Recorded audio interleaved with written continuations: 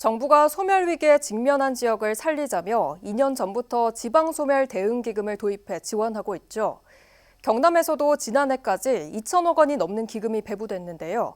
재정 자립도가 낮고 인구 유출 문제가 심각한 서부 경남 지자체들에 도움이 될 것으로 전망됐는데 어찌된 일인지 집행 속도는 더디기만 합니다. 김현준 기자의 보도입니다. 대송산업단지로 인한 근로인구 유입이 예상되면서 정주 여건과 편의시설 개선 필요성을 느낀 하동군.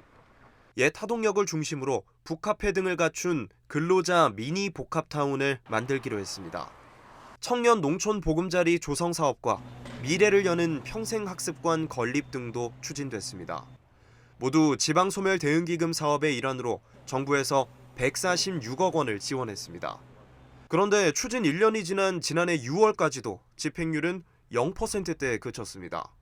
하동군은 기금 운영 첫 해인 지난 2022년 정부의 배분이 9월에나 이뤄졌고 신규 사업으로 추진하려다 보니 부지 매입 등 행정 절차를 거치느라 시간이 걸렸다고 설명했습니다.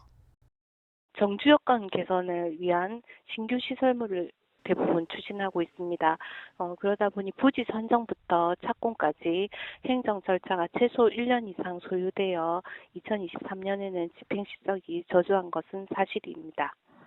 대부분 작년 연말에 모든 공사들이 착공에 돌입하였고 그러면서 현재 한 개 사업을 제외하고 모든 사업이 진행 중이라며 올해 기금 100% 집행을 목표로 하고 있다고 밝혔습니다.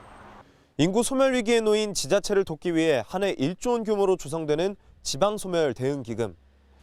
지자체의 사업 계획을 평가해 금액을 배부하는데 경남은 지난해까지 총 2천여억 원을 확보했습니다.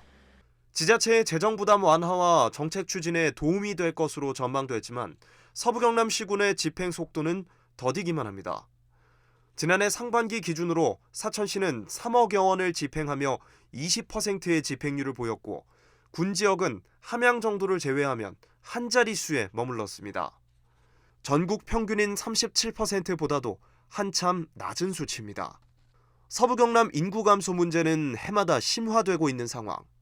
더 이상의 출혈을 막기 위해 기금 사업이 속도를 낼 필요가 있다는 지적이 나옵니다.